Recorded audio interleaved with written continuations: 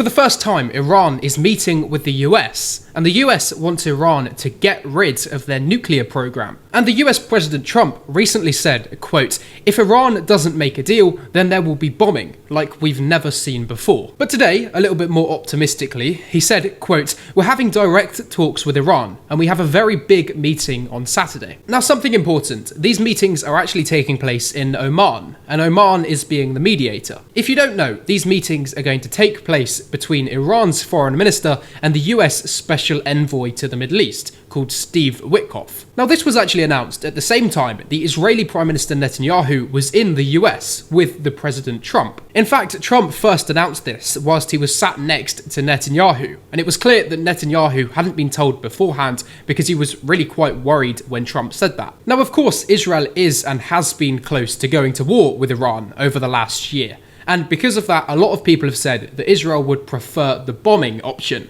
rather than the negotiations. But this really is a big turnaround in the relations between the US and Iran. In fact, the President Trump had to send a physical letter to Iran about a month ago because Iran cut off every other form of communication. So with these meetings taking place on Saturday, hopefully Iran and the US will come to an agreement, because then we don't have to worry about World War III. But anyways, you can leave me a follow for some more global news like this.